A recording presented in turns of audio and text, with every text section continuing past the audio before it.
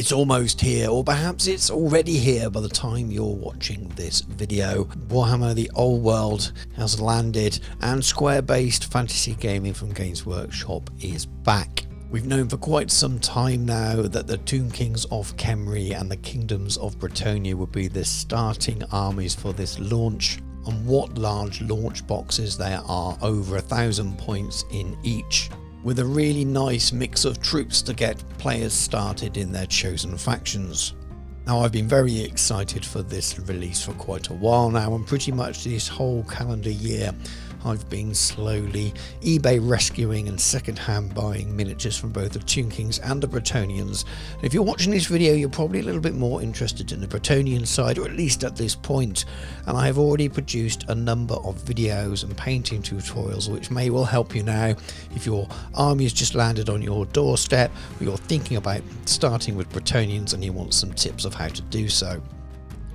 So if you are finding this channel for the first time, I will pop a little link in for the playlist for all of the Warhammer The Old World related content. But welcome to Miniature Realms. My name's Stuart, and in this video we're going to focus on Bretonnian men-at-arms. Now, it was quite a while ago that I painted this peasant bowman, and because of it I haven't rushed to do a tutorial for the men-at-arms, because many of the techniques used and the colours used will be repeated. But I've had a lot of requests for it, and in order of completeness I thought it'd be a fun time to do this as well. Regular followers of the channels and my tutorials will know that I most often prepare my miniatures using a underpainting method. I start by priming my miniatures black, and then using the airbrush I like to do a top down of white, but I do a little bit more than that. I tend to work in from the sides as well. So some people will call it zenithal. It's a little bit more than that. Technically zenithal means from one direct light source, but I tend to go around the sides as well. And then I finish off with a light dry brush all over in white as well, and this really picks out the detail and leaves you with this beautiful grayscale miniature, which is fantastic for underpainting with glazes. In some of my videos I like to show this as part of the process, but this one was going to be a bit long if I did that. But if you're unfamiliar with that technique, I do have a short video talking about the processes, and I'll pop a little link in now. But essentially I like to give myself a nice base coat where I can make the most use of Citadel Contrast Paint, Army Painter Speed Paint, Vallejo Express Colour, and use those to base coat all my miniatures. Now the underpainting itself gives you this really nice base, which helps give you some highlights and some shadows naturally built in. And then what I do afterwards is I paint fairly traditionally and then move on and highlight and such and such. In this video I'm going to be focusing on two miniatures, mostly the Grail Monk, but also a standard men-at-arms as well, so we can look at how to paint the shield. So we're going to start with a skin recipe using Vallejo Express Colour. We have Dwarf Skin, we have Deep Purple, and we have Gloomy Violet, and there's three stages to this. So we start with the Dwarf Skin and give it a nice even coat overall, allowing it to pull within all the recesses, but not so thick that you don't get the natural highlights from the raised areas that this kind of paint gives you. And this is why I love to paint with these kind of paints over this underpainted method. After this stage has dried, I move in with the Deep Purple, and what this does is it really adds some shadow. So I tend to focus this in the areas where the light wouldn't hit, so around the collars where it's slightly hidden, around the backs of the ears and things on this particular miniature. On some miniatures where their hands are showing, this has gloves on, I'll put them around the edges of the cuffs, that kind of thing. It just really enhances the shadow, but uses the kind of colours that you may find within a skin tone. Then after that I move on to the Deep Purple, which is the warmer, more reddish colour, and I like to place this around the nose, the mouth and the lips, into the recesses of the eyes, onto the cheekbones quite a lot as well. And again, for miniatures that have bare hands, I place this over the knuckles and on the tops of the hands. And it just adds that sort of multi-tone that you will get with skin, warms it up a little bit. For a slightly rotund chappy like this, maybe he likes a glass of wine or two, so you can make that nose extra red if you want to. You end up with this really nice pleasing skin effect, which I will highlight later further, but you really don't have to. Now moving on to contrast Garagak's sewer, and I'm going to be using this for the base of his cassock. I suppose the body of his clothing is mostly brown. For the knights you want to use your main colours to make them all nice and bright, but for the men-at-arms, for many of them I'm going to make them just the spot colours on their shields or on their hooded cloth tops and things like that. So much of this miniature will be covered in this same brown. Moving my way around the rest of the miniature now, filling in all the areas that I want to be in this brown. I'm doing my best to be neat here. The reason I've underpainted this miniature in the way I have is because it's a fantastic way to save time with your highlighting later on by getting the natural effects you get with these paints. Now if you're messy and you go over the lines, so to speak, then you won't get that full effect. Now you can go back and touch up the odd little bit here with a white or grey, but try to be as neat as you can and don't go over the lines or out of the lines too much. Now I'm moving on to Nazdrag Yellow, because yellow and blue are the spot colours I've chosen for my army. Obviously if you're not doing yellow and blue on your army, you may want to switch these colours out, but just copy the same kind of techniques. I'm painting the coloured areas in a half technique here, so I'm trying to do that neat half line first because I want the other side to be blue. You can tidy it up a little bit if you do go a little bit wonky, but I tend to work on that line first, try and make it neat, and then fill in the easy bits afterwards. As we briefly switch to the other miniature here, and I'm doing the same on the centre of shield, so I'm just doing that line down the centre first, and then I'll fill in before I wait for it to dry and do the blue the other side. I've already mentioned that I've done a tutorial for a peasant bowman in the same style. Now this standard men-at-arms here has the same brown coat that you see with the peasant bowman, which I won't cover in this tutorial. It's a different brown than I used on the Grail Monk. If you'd like to know how that was done, go and watch that other tutorial. If you are enjoying the video and finding it useful, then a like really goes a long way to help other people see the video, and I really appreciate it, and I'd love to have comments below as well. If you find you'd like to support the channel even further, I do have a Patreon. There will be a link in the show description. There are currently 5 tiers. The bottom couple of tiers are very cheap, the lowest being at only $1 or £1, and that is very much just to support the channel. You have access to an expanded Discord and see some behind the scenes sneak peeks and things. The top 3 tiers all involve some kind of painting, coaching or tuition. The top 2 involving online, in-person tuition. So if you fancy having just me teaching you the way I am in this video now on a personal level, take a look at my Patreon.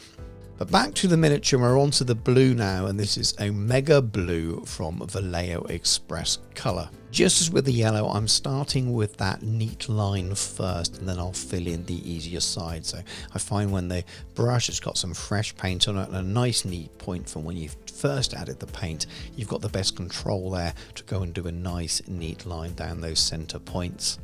The same applies to the shield as it did earlier on with the yellow, so I'm just doing that nice neat blue line first, taking my time. You can fix it if you make a mistake, it's not the end of the world, and we'll be highlighting these colours later on, but I do like to get that line in first. The next stage here is a little bit of extra underpainting. Here I'm using some model colour off-white. Now I'm just adding some extra lines here to represent some wood grain, and I don't need to be super neat with this. When I add the glaze of the contrast paint over the top, it will tone it down loads, but it just means that once that thin glaze is on afterwards, I probably won't need to do a further highlight, and I like to do this for certain area of the miniatures, especially leathers and wood areas. But following on the same technique here on the wooden handle of this mace. Then we move on to the contrast skeleton horde, which I'm actually going to be using for the wood colour over the top. And you'll see as I apply it, those lines I've just painted on show through, slightly dulled down, and gives you the effect with the wood. It just works really well with lighter wood colours. I find by working in reverse in this way, so you're almost painting the highlight on first, which is what the underpainting is really doing on this anyway, but it's just really accentuating it. It means you don't need to be quite as neat with those highlight lines if you were doing it afterwards with a lighter colour, and it just means that when you put this glaze over the top, it sort of tidies it all up and looks pretty cool, and I find it's minimum effort.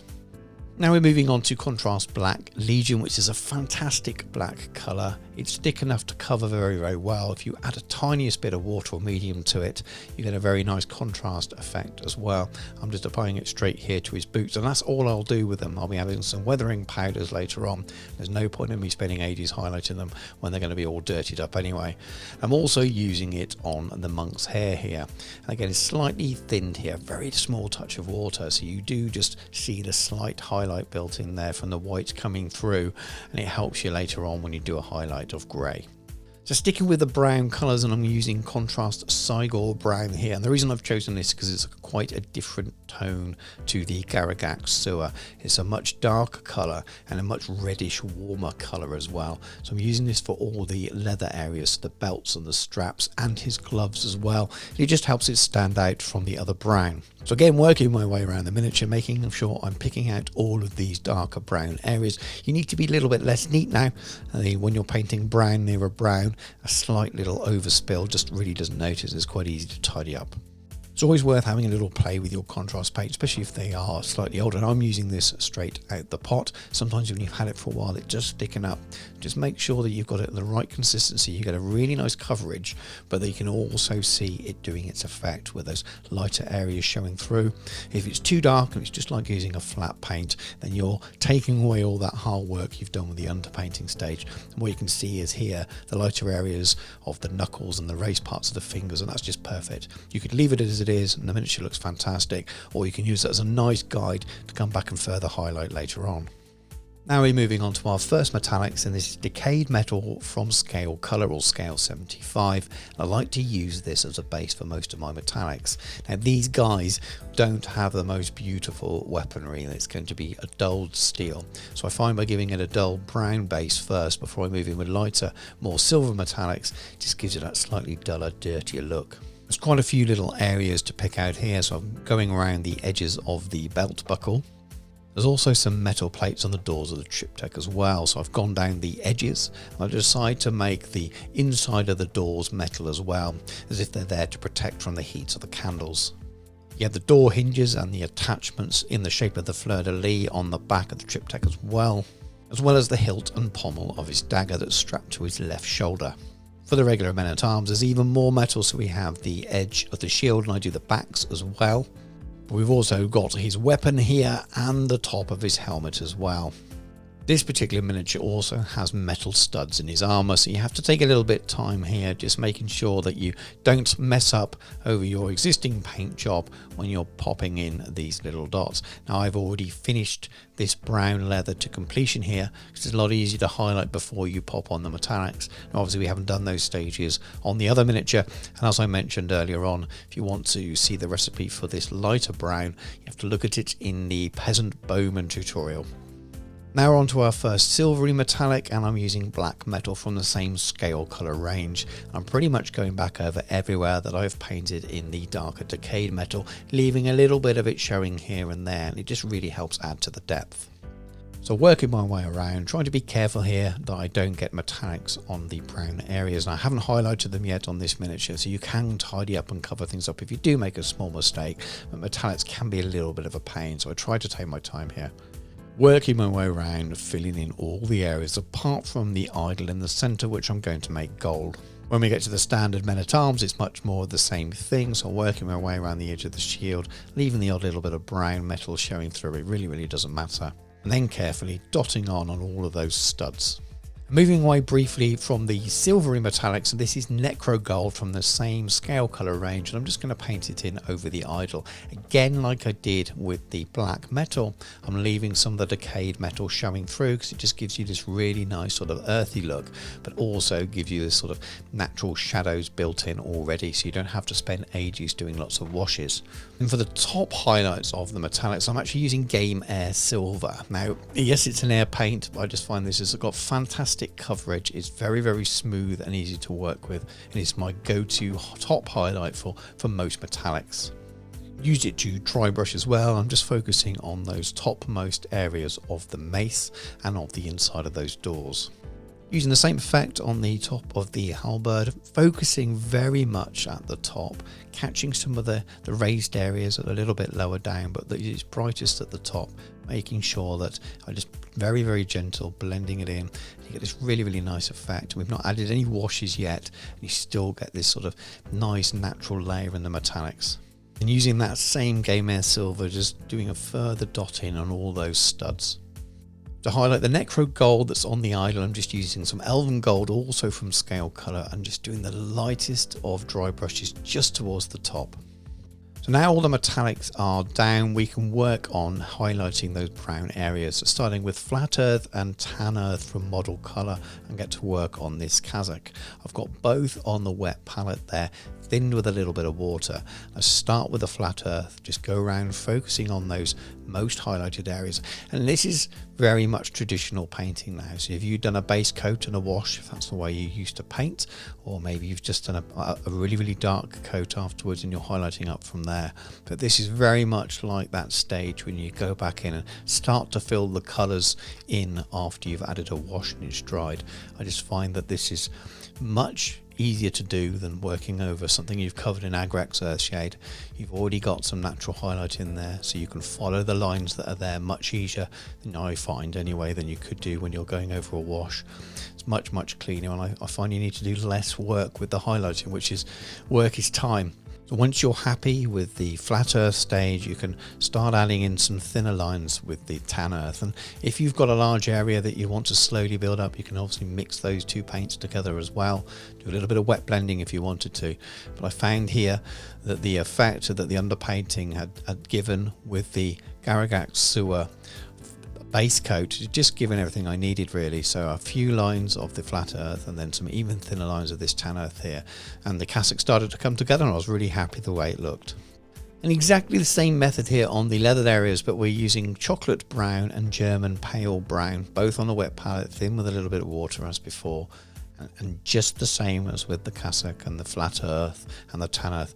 I'm starting with a few thin lines in the raised areas where the highlight is already showing because of that underpainted layer with the chocolate brown, and I'll go back with the German pale brown afterwards for even thinner lines for those top highlights. Same method here on the leather gloves. You're just focusing on those raised areas, slowly moving to a lighter point, so focusing on the tops of the knuckles and on the fingers, and it really just starts to pop and come together. You can see as we get to those top highlights, it's very much a traditional thin line highlight, so focusing here on the leather and the top of that buckle and that little flap of leather belt that's come out hanging down the side there. Just a thin line here or there, and it really stands out. As we move on to the gloves, the same thing applies, and you're very much just putting little dots on the knuckles sometimes just to make it stand out. Turning now to Iraqi Sand and Off-White from Model Colour. I'm just going to use this to highlight those wrappings that are like socks before we get to the shoes. And there is a tiny bit of undershirt showing as well. I'd base coated these areas with Contrast Skeleton Horde at the same time as I did the staff for the triptych. Starting with some Iraqi Sand on the flat areas before doing a few faint lines of white just where the light would catch the most. While the white is on my palette, I'm just going back and reinforcing the white on the candles. Now that white already looks slightly shaded, and again that's the joys of the underpainting and the dry brushing we did earlier. So I'm just going back and really highlighting the white in the areas that are brightest and making sure that the area that's going to be the flame is also pretty white as well, because I'm going to be doing that with contrast paint. Now to highlight the yellow, I'm using Avalanche Sunset and Phalanx Yellow. And I'm working here on the shields at first, just doing some thin lines around the edges. I'm actually using the highlighted area towards the top of this little shield on his stomach here, and I'll do the same on his staff. And then with a little bit of the Phalanx Yellow, I just put an even thinner line around the edge and a little bit towards the top, and those colours just really make it pop. When we get to the larger hooded area and the army colours here, I'm just again starting with the Avalanche Sunset first, aiming those areas where the folds of the fabric show most, leaving the darker colours underneath to form a shadow, before coming back with the Phalanx Yellow for an even thinner highlight, again painting in a very traditional way over this contrast base coat. When it comes to highlighting the shield of the men-at-arms, they work much the same way, but what I've done here that's different is I'm adding the lighter colour towards the bottom of the shield. I just aesthetically like the way it looks. You could very much add it towards the top of the shield as I did it on the monk's chest, but I just like the way it looks when it's lighter towards the bottom. I tend to do that on lots of non-organic areas. I do it when I paint tanks. I like to make the sides of the tanks with the lighter area at the bottom. It's just an aesthetic thing. Do whichever way you like. Some people might like the lighter area in the middle and dark around the edges, so just do what you think looks best for you. At this stage I find it easier to turn the miniature upside down. I find it easier to paint in a downward stroke, and you see there that it's much lighter one side than the other.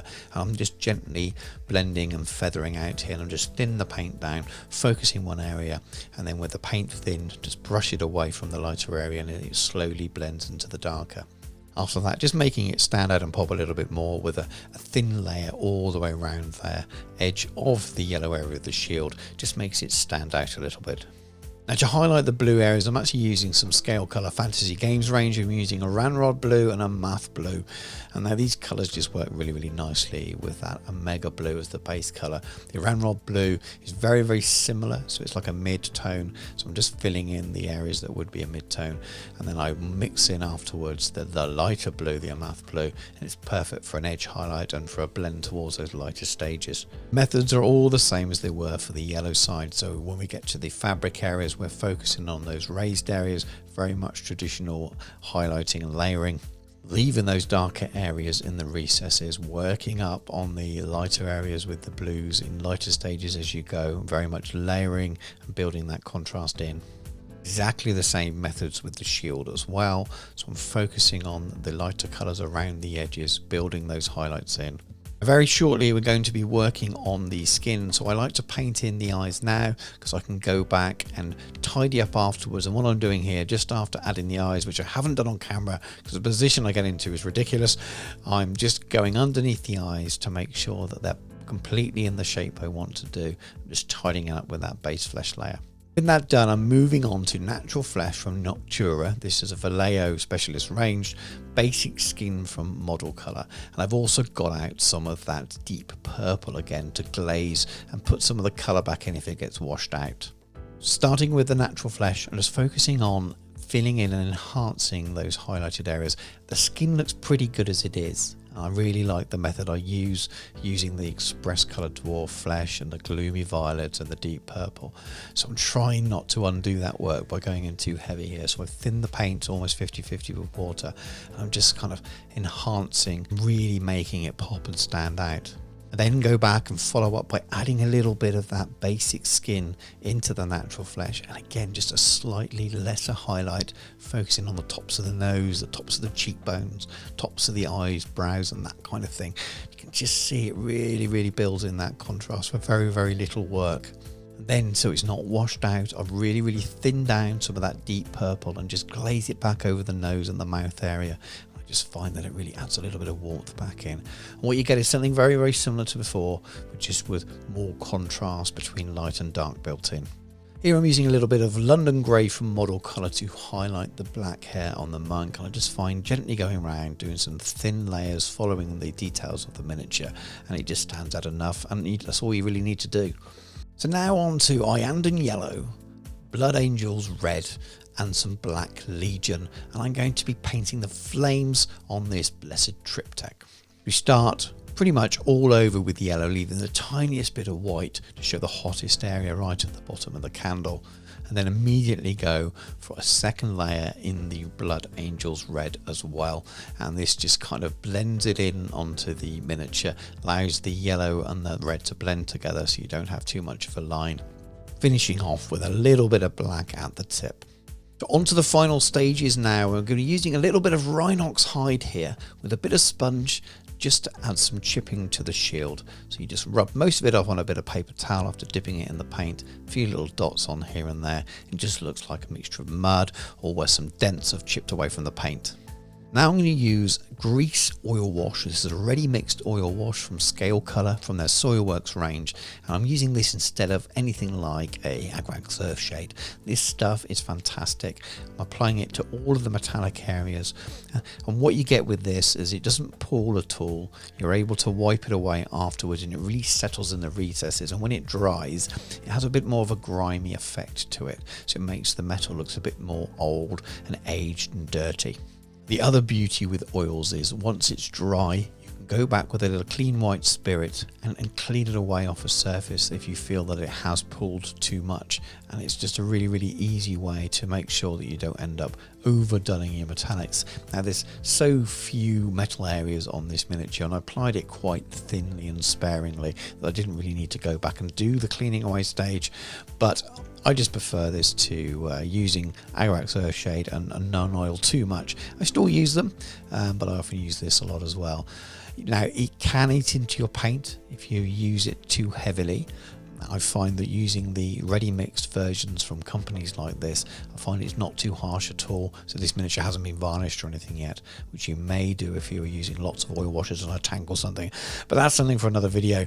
But again, I like the effect it does here. If you haven't got it and you want to use a bit of Agrax Earthshade or something like that, that would work equally well. Just be careful to make sure it doesn't pull too much.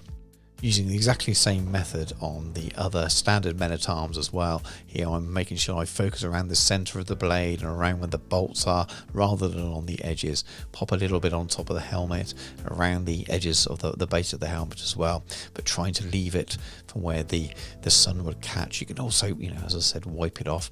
A bit more around the back of the shield, and then when I go around to the front of the shield I focus around those rivets areas and use the brush afterwards to go back and clean it away. But you see it just runs into all the gaps and things the way that a standard wash wouldn't do. And now we're just finishing off the miniature, and I won't take you through the full basing process. You can find that in the Peasant Bowman tutorial if you're interested. But Vallejo do this fantastic thick mud effect, and it's more of effect than a basing texture. And when I add this stage to the base, I made sure that I added a few splatters to the bottom of the shield as well.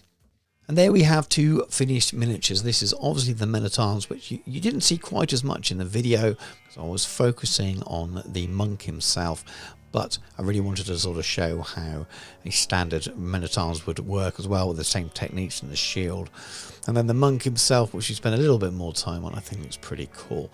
Now these are a higher tabletop standard, but you could jump off at any point to this video. You don't have to do the highlighting stages. If you just use the underpainting method and contrast, that could work really well as well. And as I also mentioned in the video earlier on, if you didn't want the yellow and blue army colours, you could easily switch out those colours for others, but keep most of the techniques if you found them useful or something you wanted to try out. If you have enjoyed the video, please let me know in the comments what you think. What armies are you working on? Are you working on Bretonnians? What colour schemes and things are you going for? Please do consider giving it a like and maybe subscribing to the channel if you haven't done so already. I have recently started a Discord for the channel, which is free to any viewers. You don't have to be a member of the Patreon to join. There's lots of different channels on there to talk about many different games, and I cover all things, not just Games Workshop, historical war games as well, so you really can talk about any game. And if you are a patron, there are a few extra channels available on there for some access to talk to me and talk painting and a private chat with other patrons. But it's time to let you go. Thank you very much for watching. Take care, and I'll catch you soon.